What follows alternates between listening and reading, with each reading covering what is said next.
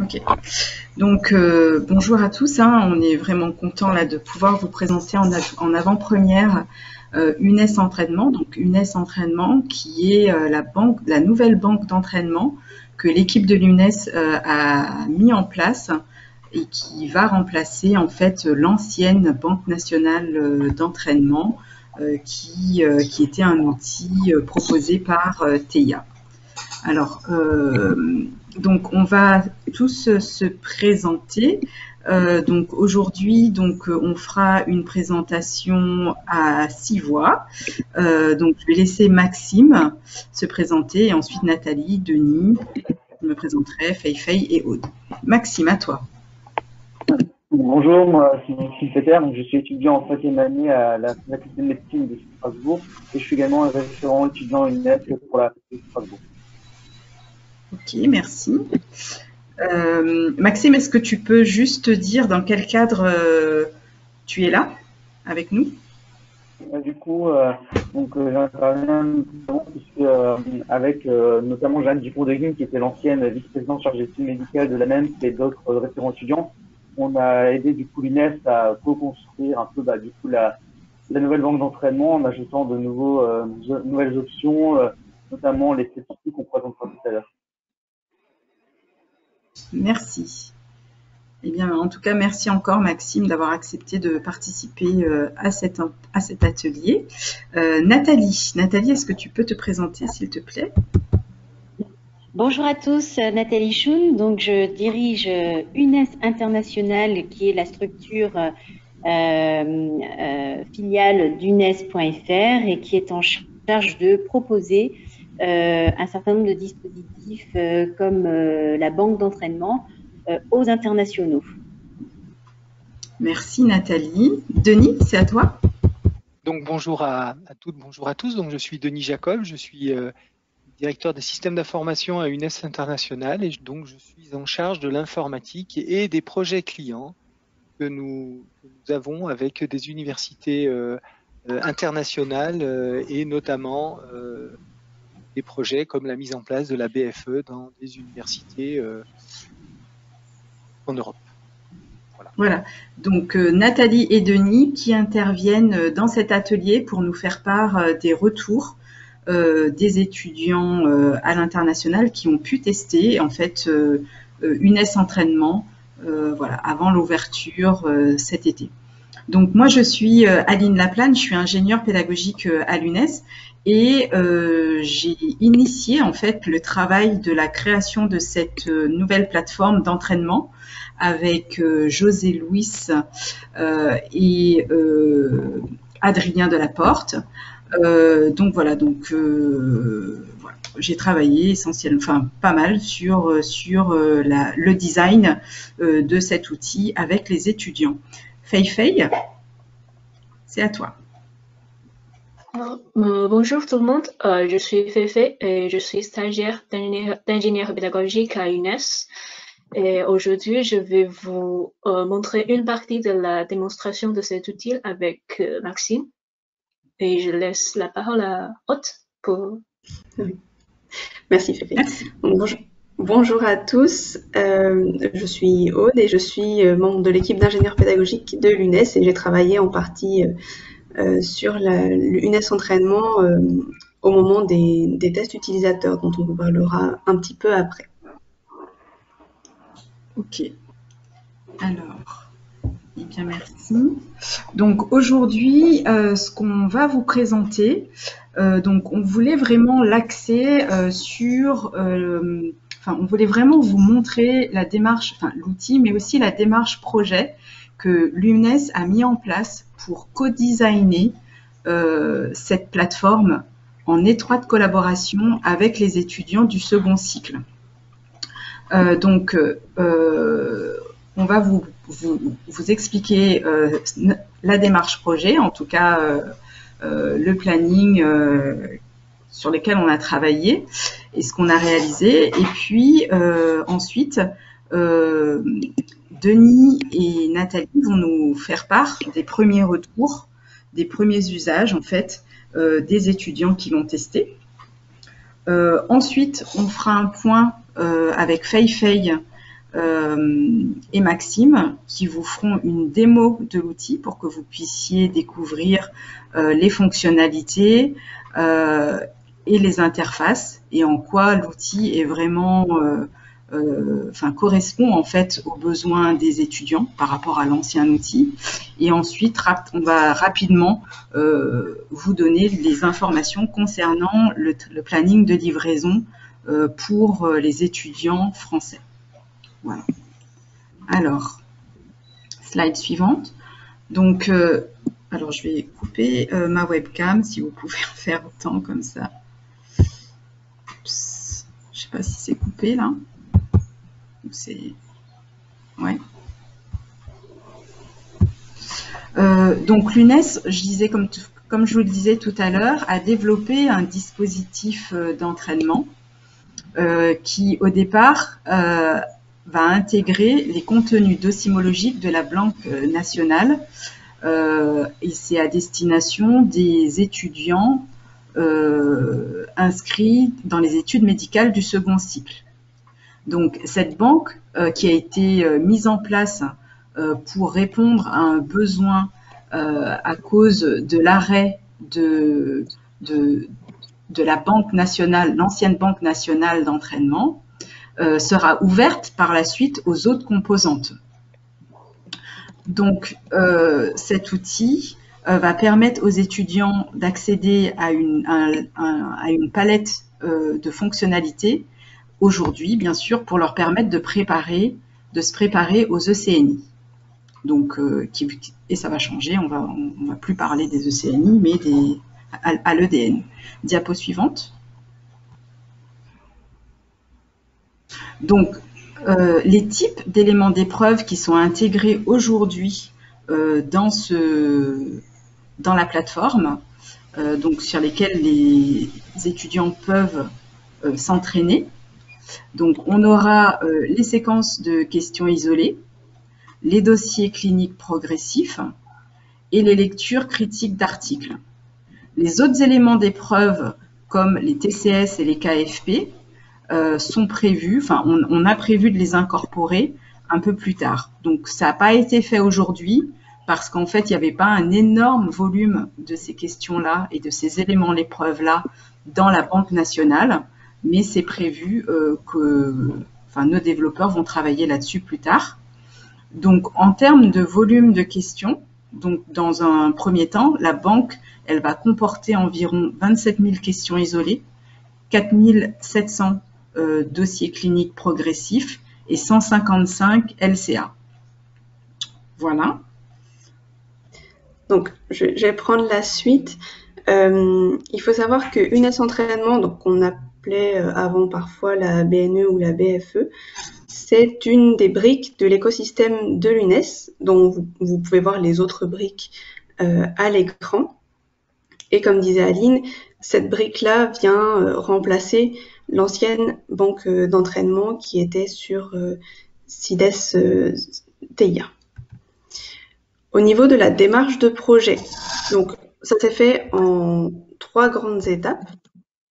Et c'est un travail, comme disait Aline, qui a été un travail d'équipe en collaboration avec les étudiants et les équipes de l'UNES, et donc l'équipe de développeurs, en particulier José-Louis et Adrien, qu'on remercie au passage, et les ingénieurs pédagogiques. Et par la suite avec UNES International, bien évidemment. Donc la première phase, c'était en 2019-2020. Donc on a recueilli les besoins des étudiants, en particulier les étudiants de Grenoble, de Besançon et avec la participation de l'ANEMF. Et ça a permis d'avoir un premier lancement, le lancement de la première phase de développement dans le courant de l'année. Ensuite, au printemps 2020, on a pu faire des tests utilisateurs donc pour avoir le retour d'expérience de quelques étudiants. Donc encore une fois, avec la collaboration des étudiants qui avaient été sollicités en amont, et on a pu recueillir et prendre en compte leurs premiers retours. À l'été 2020, il y a pu y avoir la livraison de l'outil pour UNES International dans 2 universités, ce qui a permis d'avoir un retour encore plus large d'étudiants, et je vais laisser la parole à Denis pour nous parler de ce retour. ou Nathalie d'ailleurs, je ne sais pas qui veut prendre la parole en premier. Alors effectivement, comme vous voulez. Allez-y, Nathalie. Ok. Alors effectivement, Inès International a ouvert ce dispositif à l'international depuis l'année dernière. Et pour rappeler un petit peu le contexte, nous étions en plein commencement des périodes de confinement liées au Covid-19. Nous avons scellé plusieurs partenariats néanmoins avec des universités à l'international, en Roumanie notamment, puisqu'il y a dans cette région un vivier d'étudiants francophones et francophiles désireux donc de compléter leur formation, leur apprentissage avec du contenu identique à leurs camarades français. Ce partenariat leur permet en fait d'accéder, comme leurs camarades français, à la banque d'entraînement pour les ECNI. Aujourd'hui, c'est plusieurs centaines d'étudiants donc de Roumanie qui s'entraînent chaque jour sur ces contenus-là. Évidemment, nous avons un lien très privilégié avec eux. Nous organisons des webinaires pour leur expliquer l'outil et aussi pour recueillir un certain nombre de retours utilisateurs. Évidemment, globalement, il y a une très grande satisfaction. Ensuite, dans le détail, il y avait effectivement des demandes d'amélioration. Et je parle sous le contrôle du directeur des services informatiques avec nous, Denis, et parmi lesquels un souhait d'avoir effectivement davantage de repères statistiques pour savoir où ils en étaient dans leur parcours de progression et d'entraînement, et puis la volonté de partager un outil vraiment à l'identique avec leurs camarades français. Donc, d'avoir vraiment exactement les mêmes fonctionnalités, de pouvoir avoir la fonctionnalité de retrouver le même exercice qu'est en train de faire un camarade français ou un autre camarade, tout simplement. Voilà. Mais en tout cas, d'une façon globale, ils sont très satisfaits. Certaines universités se sont engagées pour plusieurs années et attendent avec impatience de découvrir la nouvelle version que nous allons, avec Denis, commencer les vagues de présentation dès cet été. Voilà, peut-être que Denis peut compléter plus précisément sur les remontées utilisateurs, hein, puisqu'il a été en lien, en direct, très régulièrement avec les étudiants même. Merci Nathalie. Donc effectivement, comme vous l'avez dit Nathalie, les deux points majeurs liés aux remontées d'informations, c'est cette notion de repère statistique. Chaque étudiant voulait vraiment savoir où ils en étaient dans leur apprentissage, combien de questions il leur restait à avoir sur telle ou telle spécialité. Et donc, nous avons fait remonter ces informations à l'équipe du type, mais qui étaient conformes à ce que les Français aussi faisaient remonter. Donc, on est en totale cohérence et c'est effectivement ces besoins qui seront présents dans la version 2 de la BFE. Donc, nous à l'international, souhaitons continuer de l'appeler la BFE parce que le F de BFE est très important à l'international. Les étudiants francophones apprécient énormément que l'on continue d'appeler Banque française d'entraînement parce que c'est un gage de qualité. Voilà, donc ça c'est quelque chose de très important pour nous, cette image de marque française qualité. Le deuxième point, c'est la collaboration entre des étudiants à l'international et leurs collègues en France, de pouvoir partager effectivement un certain nombre de QI, de DP, de LCA et d'avoir une référence commune. Donc, ce qui s'est passé cet automne, enfin l'automne dernier, c'est qu'effectivement des étudiants nous ont dit non, nous on veut pouvoir retrouver les mêmes questions que que nos collègues français. Et donc, dans l'urgence, nous avons mis en place un module qui permet effectivement de répondre à ce besoin et d'être très réactif dans toujours une méthode très agile et de pouvoir livrer dans les meilleurs temps des besoins pour que les clients à l'international, et c'est très important, que les étudiants se sentent entendus et qu'ils ne subissent pas non plus tous les évolutions que pourraient demander les Français. Ils ont aussi leurs besoins qui sont en règle générale les mêmes qu'en France. Mais ils ont aussi quelques particularités et on se doit de répondre à leurs besoins. Donc, vous l'avez compris, notre mission, c'est aussi de faire connaître à l'international la banque d'entraînement aux universités francophones, mais aussi des francophiles qui souhaitent profiter aussi de cette plateforme française pour apprendre le français. Hein, c'est assez paradoxal, mais c'est un fait. Et notre rôle aussi, c'est de les accompagner. Nous ne faisons pas que livrer une application ou leur donner des comptes. Nous les accompagnons dans à la fois la démarche auprès des enseignants et des représentants des étudiants à mieux intégrer cet outil dans leur apprentissage. Donc, de leur apporter des explications sur la BFE, parce qu'ils en ont besoin. Ils ont besoin d'avoir cet échange avec nous par webinar et nous efforçons d'en faire très régulièrement pour que on ne puisse pas, comme on le dit, perdre les étudiants et qu'ils puissent continuer d'utiliser la plateforme.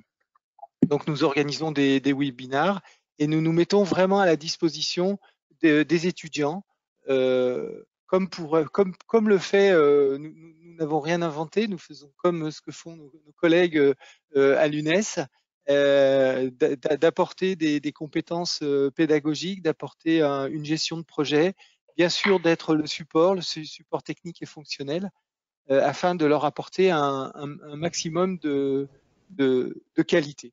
Voilà, donc il y a une vraie synergie. Je suis dans les mêmes bureaux que José Luis sur Grenoble.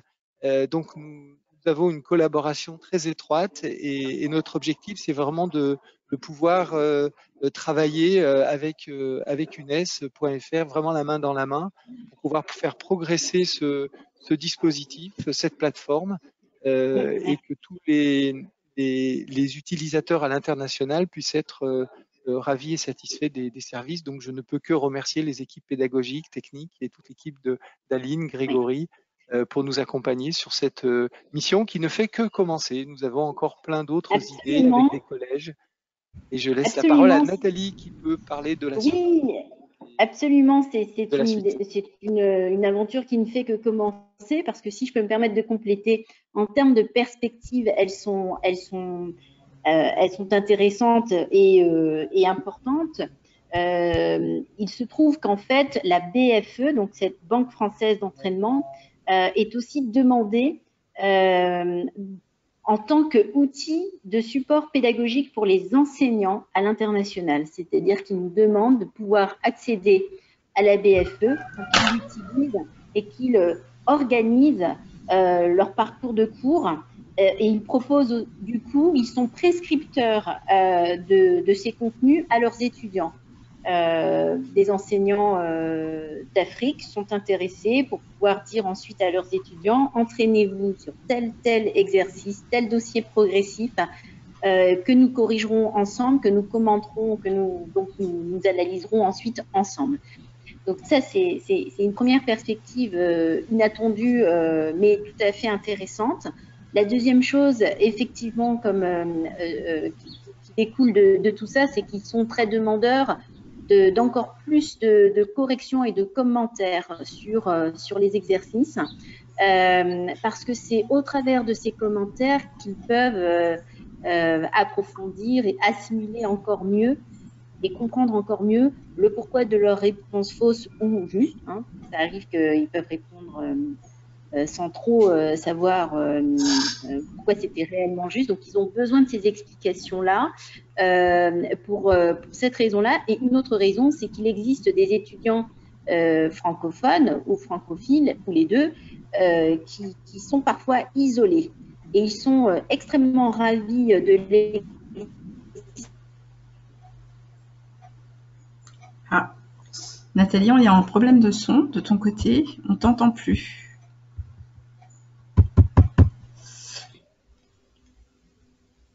C'est peut-être un souci de connexion. Nathalie, on te laisse te déconnecter et te reconnecter. Parce que là, l'image, elle est figée. Oui, on n'entend plus. Voilà, super. Et puis, en tout cas, merci pour ce retour qui a été très important pour nous pour améliorer et puis l'outil, enfin 7V1. Donc, je vais vous proposer de poursuivre et de demander à Fei de prendre la suite de la présentation et puis on reviendra en conclusion avec Nathalie à la fin de l'atelier, si ça vous va. Alors, avant de passer à Fei, je voulais juste compléter. Vous m'entendez? Oui. Alors, juste préciser que, comme vous l'avez compris, l'UNES entraînement, c'est vraiment en évolution depuis le début et que on enrichit avec des nouvelles fonctionnalités en permanence en collaboration avec les retours des étudiants, qu'ils soient français, enfin étudiants en France ou à l'étranger. Et Maxime vous parlera plus tard des différents lots de travail ou work package sur lesquels les étudiants ont pu collaborer, notamment cette histoire de statistiques dont parlait Denis tout à l'heure, la définition d'objectifs et le fait de pouvoir rejouer des sessions déjà passées, un planning, le partage d'éléments d'épreuves, mais aussi le fait de pouvoir jouer des épreuves en situation réelle avec un timer. Dans les perspectives, alors il y a des soucis au niveau de la diapo, je suis désolée, c'est le transfert entre le Drive et PowerPoint. Il y a 3 principaux objectifs à la rentrée qui seront les priorités. C'est de récupérer les traces des étudiants, donc les notes, mais aussi les questions qui ont déjà été jouées dans l'ancien outil, et de le réintégrer au nouvel outil.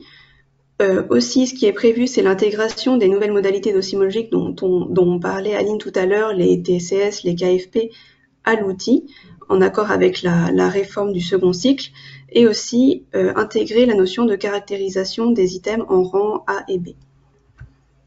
On va passer maintenant plus concrètement à la démonstration de l'outil, donc d'abord avec Fei qui va montrer les choses un peu générales, puis Maxime qui montrera en direct l'outil. Donc je laisse la parole à Fei. Oui, merci Haute.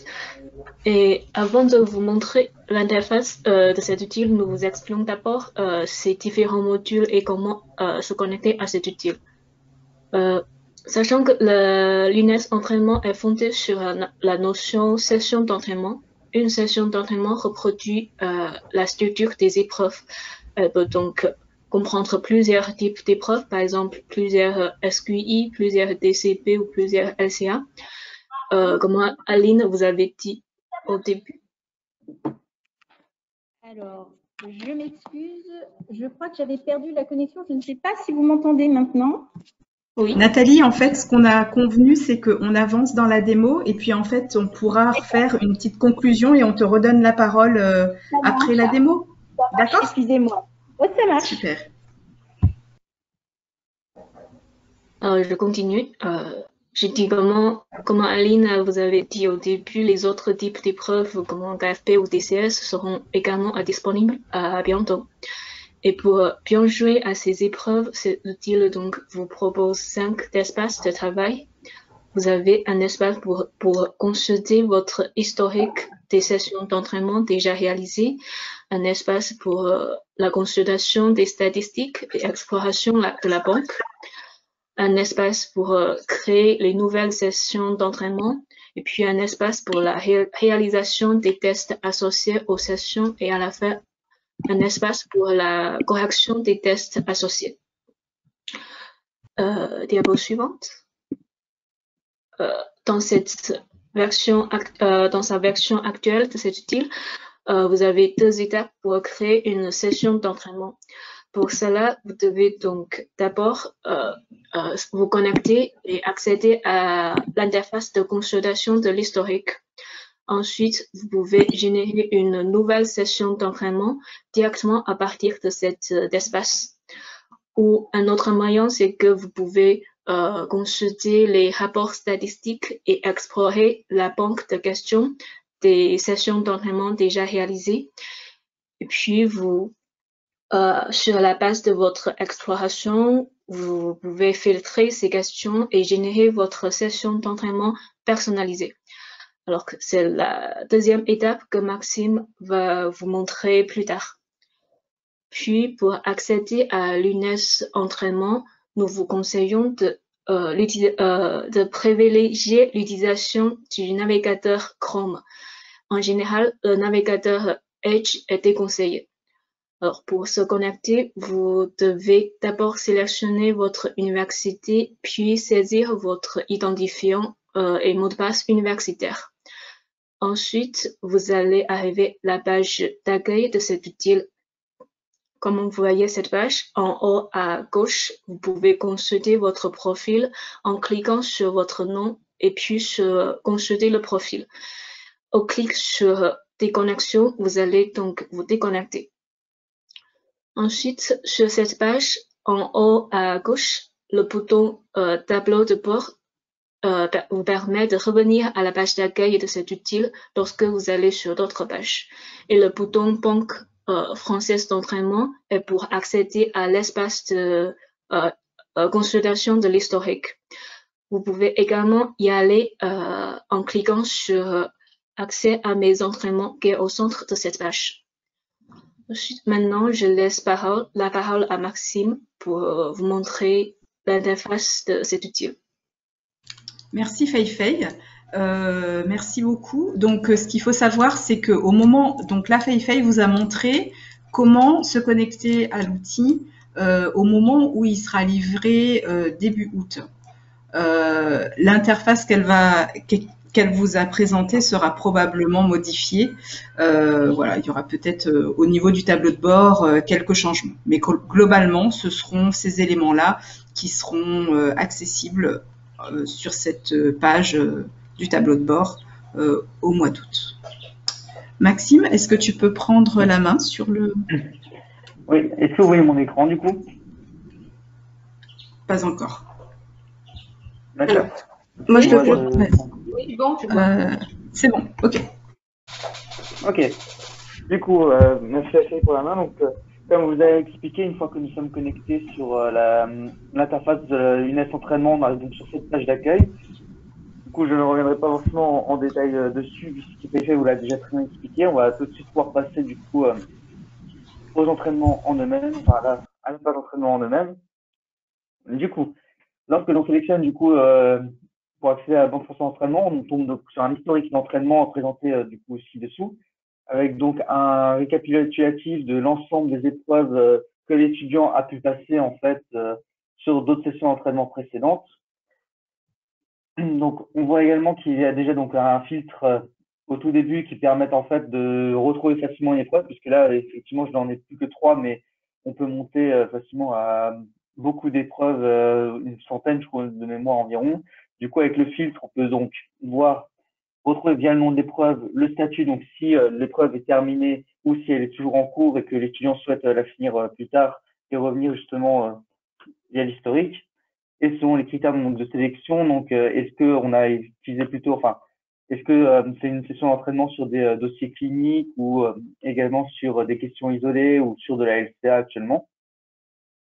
Ensuite, nous voyons donc que l'historique est donc caractérisé donc par plusieurs choses. Donc, je disais tout à l'heure, donc il y a un identifiant pour l'épreuve, un nom que l'étudiant peut donner lorsqu'il crée son épreuve. Donc là, actuellement, moi j'ai nommé plutôt test chaque nom d'entraînement, mais on peut par exemple nommer comme un examen blanc de cardiologie organisé par l'étudiant ou autre chose.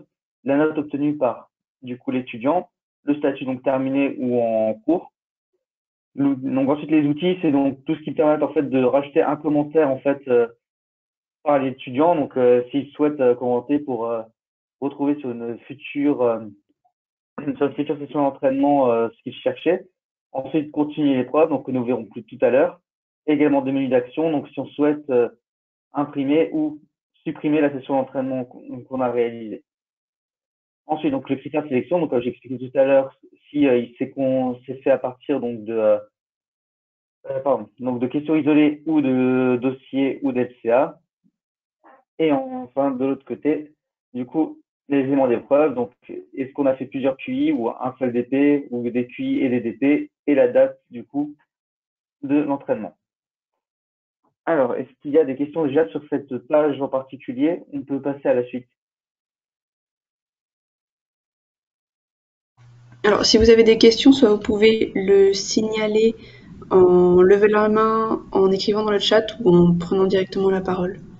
Sinon, on passe à la page suivante. Ça a l'air d'être bon, Maxime. Ok. Du coup, on va passer donc à une des grandes nouveautés en fait de cette nouvelle plateforme d'entraînement en fait, donc qui sont donc les rapports statistiques comme nous l'ont précisé justement tout à l'heure les intervenants pour UNES International. Du coup, c'est également une demande des étudiants français, notamment nous, les référents étudiants, qui avons remonté le fait que on n'avait malheureusement pas sur CIDES-PIA la possibilité d'avoir accès à des statistiques sur les performances d'entraînement, également les entraînements sur plusieurs années des étudiants qui permettent un peu de voir leur progression sur l'apprentissage de leurs cours, également à terme sur la réussite de leur ECNI et bientôt du coup de l'EDN dans le cadre de la réforme du second cycle des études médicales. Du coup, c'est notamment le fruit d'un work package qui a eu lieu entre l'UNES et les référents étudiants dont j'ai pu faire partie également. Je remercie les équipes pédagogiques de l'UNES justement pour l'organisation de ces work packages et d'avoir pris en compte nos demandes. Du coup, pour les statistiques, donc on voit qu'on a tout le premier graphique quand on arrive, donc qui nous donne en fait le nombre en fait de questions auxquelles ont répondu les étudiants sur l'ensemble de leur session d'entraînement. Donc actuellement pour les tests, on peut voir que j'ai fait 34 questions isolées et un dossier progressif. Ensuite, du coup, donc on peut sélectionner donc des graphiques ici. Donc en fait, les graphiques, on en a différents. Donc on a les nombres de questions répondues comme présenté là à l'instant. On a le volume de questions par spécialité, c'est-à-dire en fait, on a sur cet histogramme, en fait, les barres rouges représentent le nombre total de questions qu'il y a par spécialité, sachant qu'il peut y avoir parfois des questions qui sont sur plusieurs spécialités également. C'est un peu une problématique que nous avions eue lors des work packages et réussir à faire en sorte que ce soit bien étiqueté pour qu'on puisse retrouver quelles sont les questions qu'on a pu effectivement faire, même si elles sont transversales sur plusieurs spécialités. Et en bleu, sur les histogrammes, en fait, ce sont les questions répondues donc par l'étudiant. Donc, dans mon cas, par exemple, vous voyez que sur les 31 questions d'hématologie, j'en ai répondu à 30. Donc, ce qui permet également aux étudiants de se situer un peu par rapport à tout ce qu'il y a dans la banque d'entraînement et de se poser la question, est-ce que effectivement je me suis assez entraîné sur, par exemple, le module de maladies infectieuses, là où je vois que je n'ai rien. Donc, je pourrais ensuite paramétrer mes entraînements afin de pouvoir faire plus de questions en infectiologie et voir également du coup où je me situe. Donc pareil ensuite, comme pour les questions isolées, il y a également pour les dossiers progressifs, donc par spécialité. Donc par exemple ici il y a 2 dossiers de cardiologie, j'en ai fait un sur les 2. Également pour la LCA, donc ici je n'ai encore rien fait, donc il y a juste le total de questions de LCA du coup par spécialité. Et enfin, aussi une nouveauté qui était demandée par nous les étudiants, c'était donc de présenter un peu un tableau de moyenne afin de pouvoir situer en fait notre niveau déjà général. Donc on voit ici par exemple qu'au QI sur les tests, j'ai eu 3,55999 et au DP du coup 4,24.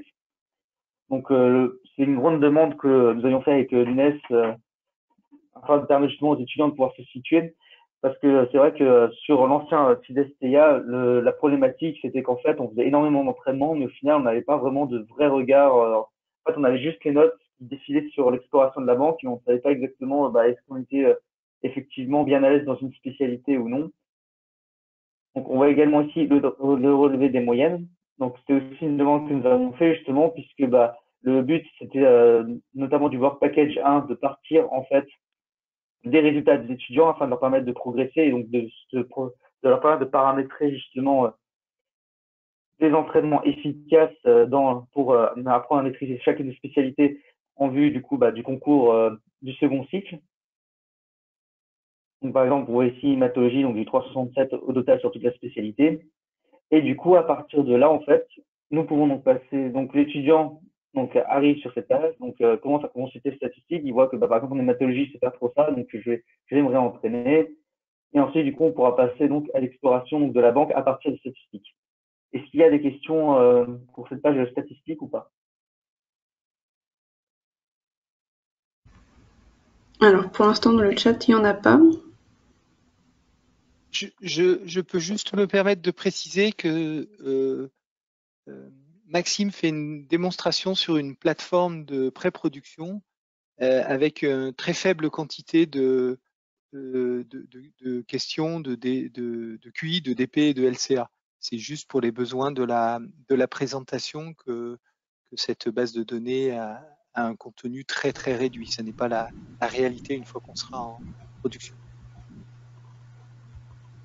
Tout à fait. Alors, il n'y a pas de questions a priori, Maxime, donc vous pouvez continuer. Donc, du coup, à partir donc, des statistiques, effectivement, donc une fois que l'étudiant a pu consulter un peu ses résultats, donc le but était de permettre justement à ce qu'ils aillent donc aller à l'exploration de la banque d'entraînement. Voilà. Et du coup, à partir de là, en fait, à partir de ces résultats, il pouvait donc paramétrer un peu du coup son entraînement pour ses examens ou le CN. Donc, tout d'abord, il y a une catégorie filtre, donc un peu comme dans l'ancienne banque sur CIDES TIA.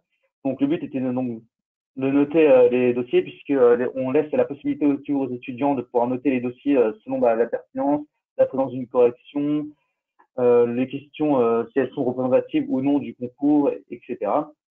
Du coup, ce qui a un petit peu changé par rapport à l'ancienne banque, justement, c'est qu'avant, en fait, il fallait sélectionner une à une toutes les étoiles pour avoir l'ensemble des dossiers.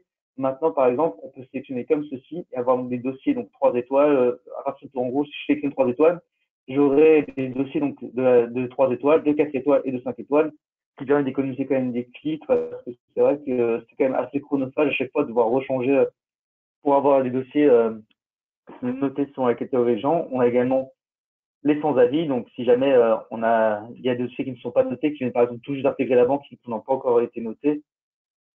Ensuite, donc, un filtre, donc par rapport à l'ancien CIDES TIA, on a demandé à enlever du coup les questions déjà réalisées, puisque généralement, après un sondage aux étudiants, la plupart prennent soit toutes les questions donc, réalisées et non réalisées, ou soit sinon on sélectionne que les jamais réalisées, justement pour varier un peu l'entraînement et éviter de refaire tout le temps les mêmes questions.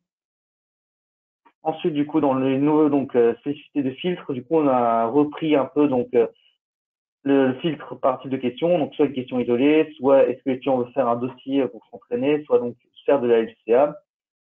Donc c'est une spécialité, donc toujours les mêmes spécialités que l'on connaissait avant, que cela n'a pas bougé. Donc la section ITER a un petit peu changé par rapport à avant. Avant, on avait une longue liste déroulante comme les spécialités. Là, maintenant, on a cette fois-ci une fenêtre pop-up du coup qui arrive, qui est un peu plus pratique justement pour faire la sélection, puisqu'elle est un peu plus claire et surtout plus spacieuse par rapport à avant. On avait juste du coup une plage qui agrandissait. Donc par exemple, on peut sélectionner comme ceci et ajouter du coup grâce à cette flèche. Et inversement, on peut resélectionner l'item et l'enlever à l'infini. Ou même tous, par exemple, si on sélectionne en plusieurs, on peut toutes les enlever grâce à cette option du coup de retrait. Du coup ensuite, on enregistre donc la sélection. Donc toujours dans le domaine transversal. Donc cette catégorie, c'est surtout pour pouvoir retrouver un peu des questions un peu généralement de cours, enfin que les étudiants aiment bien. On sait que généralement, ils aiment bien justement rechercher des imageries pour pouvoir s'entraîner, puisque c'est les examens complémentaires, comme on le sait, commencent à prendre comme une part importante dans la médecine et même sur les examens en général. Et ensuite, donc toujours un filtre par ville, puisque on est notamment pour que les étudiants puissent retrouver leurs annales, puisque généralement pour nos sections d'entraînement, on commence généralement par des questions de notre faculté, afin de permettre justement de nous entraîner pour nos examens. Et ensuite, à terme, généralement, on arrive un petit peu on commence à faire un peu plus d'autres facs afin de pouvoir s'entraîner justement effectivement pour le CEN. Du coup, pour faire un exemple, par exemple, on va prendre un dossier de cardiologie. Donc, je sélectionne, par exemple, je vais juste faire un dossier de cardiologie. On va dire que comme je suis en fin de 5e année, maintenant, j'ai envie de m'entraîner sur de la cardiologie en général. Du coup, je mets juste dossier progressif, cardiologie. Je lance ma recherche. Et du coup, donc, j'ai la banque. Donc, du coup, de mes filtres, ensuite, ressortent donc des propositions de la banque. Donc, par exemple, on peut voir, donc, c'est filtré, donc, on peut le filtrer, donc, par qui. Donc, là, j'ai pris que les DP, mais sinon, il pourrait y avoir des QI, etc. L'idée pour pouvoir le retrouver plus facilement, même si c'est pas forcément la principale chose qu'utilisent les étudiants pour retrouver un dossier. Donc, la date de mise en ligne, du coup, la spécialité, donc cardiologie, le nom du dossier, pardon, c'est après la spécialité, donc une nouvelle propriété par rapport à SIDES-PIA également. C'est dans les propriétés, c'est un petit peu plus regroupé. Avant, on avait vraiment colonne par colonne, donc la spécialité, la ville, l'item. Là, c'est un peu plus regroupé pour que ce soit justement plus lisible. On a également est-ce qu'on l'a déjà joué ou non joué, afin de pouvoir justement sélectionner si on veut diversifier l'entraînement, refaire un dossier qu'on a déjà fait pour nous améliorer, la note qu'on a obtenue au dossier, donc ensuite l'évaluation qui a été donnée par les étudiants, et également une nouveauté par rapport à SIDES-TIA, c'est est-ce qu'il y a une présence en fait de contenu multimédia, donc c'est-à-dire des imageries ou autres, puisque c'est une demande de plus en plus forte des étudiantes en fait de savoir où sont les imageries pour pouvoir s'entraîner justement sur la banque. Donc par exemple maintenant je voudrais faire le dossier que je n'ai pas encore fait, ici, donc cardiologie 3. Du coup, je peux l'ajouter au panier comme ceci. Et également une nouveauté, en fait, sur ce SIDES entraînement, c'est donc on voit que donc, une fois que c'est ajouté au panier, en fait, on a une estimation de la durée, du coup, de l'entraînement. Ce qui permet justement aux étudiants un peu de personnaliser. Par exemple, pour les ECN, on sait qu'il y a environ 6 DP, si je me souviens bien, sur une après-midi, du coup, de 3 heures. Donc, ça permet un peu de reproduire également en situation un peu plus réel, on va dire, en fait, un entraînement pour les ECNI, puisqu'il faut quand même réussir à tenir 3 heures à faire les dossiers. Par exemple, je vais juste m'entraîner maintenant sur un dossier de cardiologie. Du coup, je sélectionne mon panier. Et là, donc, j'ai un petit récapitulatif de l'ensemble des dossiers que je peux avoir. Ensuite, je donne un nom à la session. Par exemple, on peut l'appeler test 2. Et du coup, ensuite, on pourra générer la session et du coup, il va nous créer l'entraînement. Est-ce qu'il y a des questions jusqu'à présent?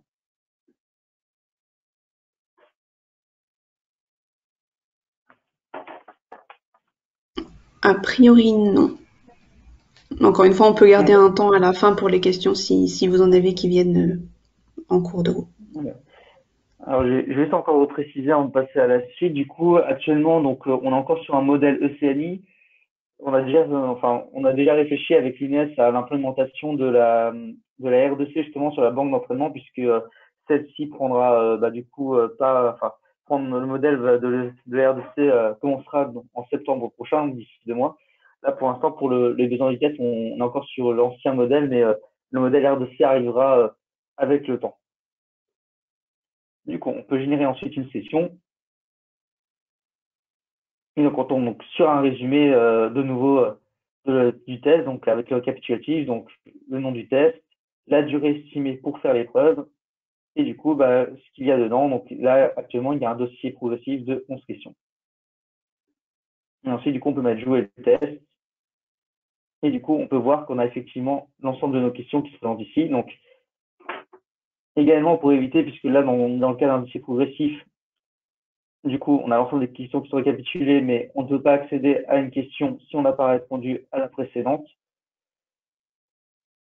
Du coup, on va rapidement valider l'ensemble des questions afin de pouvoir justement voir la suite.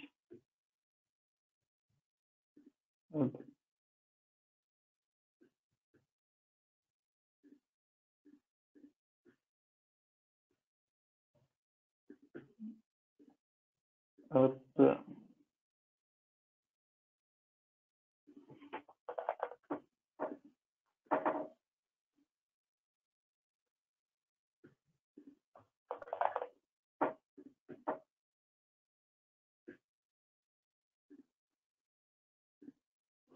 Alors, on peut voir donc on a une imagerie qui est assez claire aussi. Donc également, donc au fur et à mesure, comme vous voyez, lorsque une question est validée, on a un statut terminé. On a également la notation. Et si la question n'est pas encore répondue, du coup, on est en incomplet. Donc ça marche également pour les questions isolées. Alors, ce qui est intéressant dans ce que vous montre Maxime, c'est que l'outil UNES Entraînement a été conçu quasi au même moment de UNES Évaluation, ce qui veut dire que les interfaces sont quasi identiques.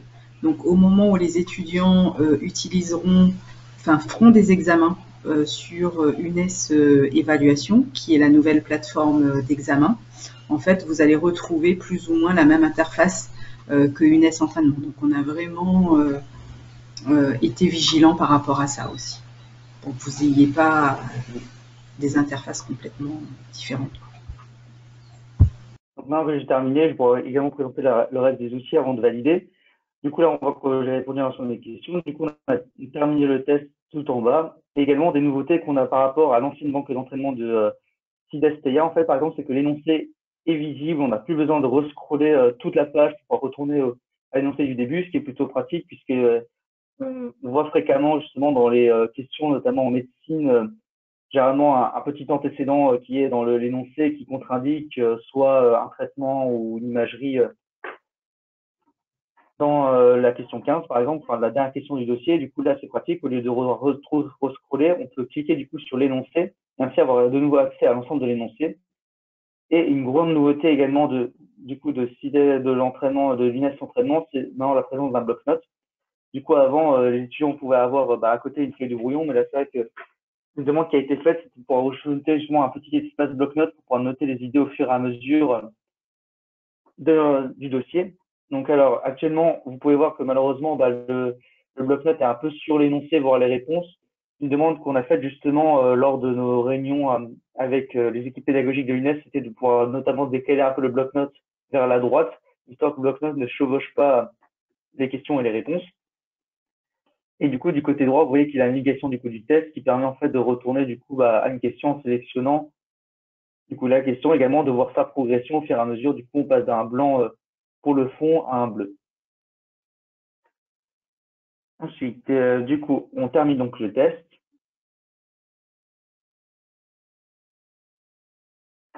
Et donc toujours en rapport avec du coup le work package sur les statistiques.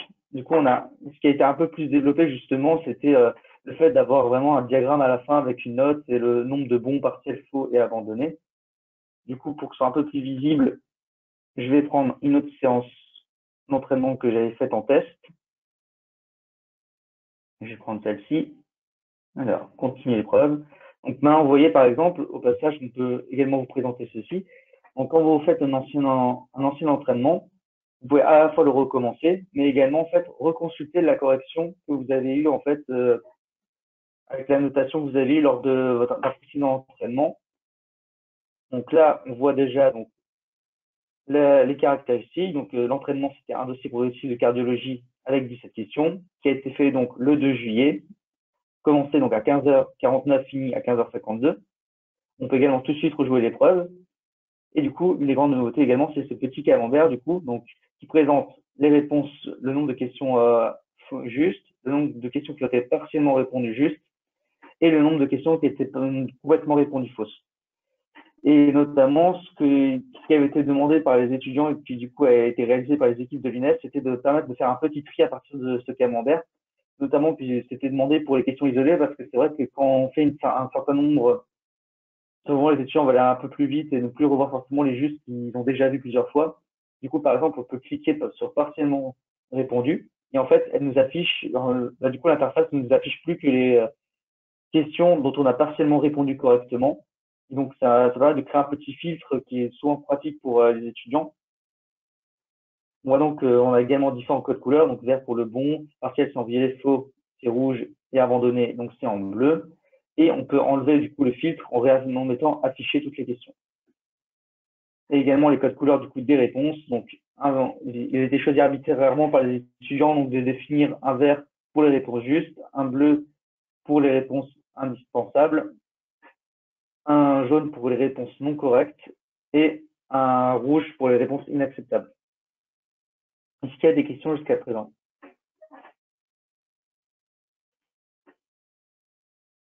Alors, il n'y en a pas eu dans le chat. Je ne sais pas si vous en avez là à poser sur cette partie correction.